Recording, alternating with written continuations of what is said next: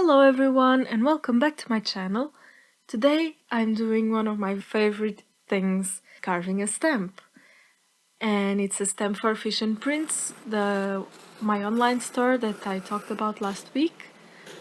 If you haven't seen that video, I will link it in the upper right hand corner and in the description box. I'm very happy to be doing this because I haven't been carving as much as I'd like. But I really want to do it more and I really miss it, so that's what I'm doing today. It is a very small stamp, but I'm going to carve it the same way I would carve if it was a big block for a regular print. That's just because I don't have the materials to make the stamp body, you know, like the wooden handle or anything. It happens, but I really want to make the stamp anyway. Let's start by using tracing paper to transfer the drawing. But using tracing paper is not mandatory, it's not like the only thing you can do. But I really enjoy using it because it is easier to see where you are placing the design, and it also allows you to flip the drawing with barely any effort. You just trace it, and then when you flip it, you just have to trace it back into the block. Now, the graphite pencil not only is very reflective and almost the same color as the linoleum I'm using, but it also smudges a lot. So what I'm going to do next is trace it with a permanent marker. Now, while I trace the graphite drawing with the permanent marker, let's just go over some safety precautions, just to make sure nobody gets hurt. So, first one, never cut towards yourself, like towards your body, nor towards your other hand, because I assume you are only using, most people only use one hand to handle the tools.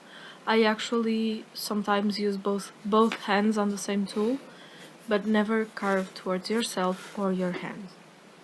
Second, make sure to have a table protection that has a corner where you can get your linoleum to not slip. Third, keep your tools sharp. Please, because a dull blade is more dangerous than a sharp blade. If you have a sharp blade, you will need way less force and will have way more control.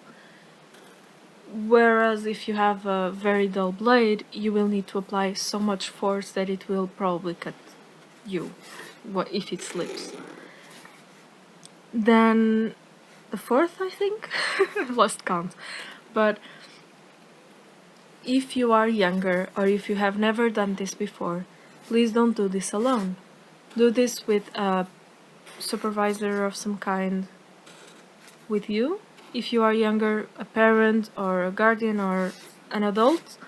If you are an adult and you have never done this before, please keep someone with you at home while you're doing this, because if you cut yourself, you will appreciate very much to have someone at home with you, because it stinks to cut yourself with these tools.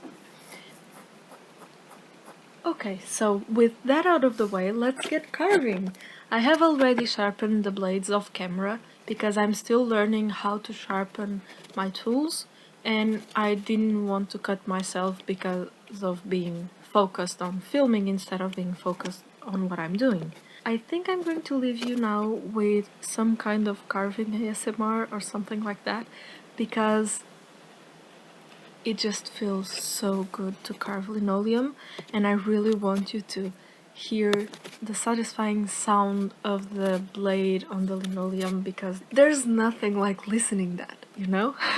It's just so...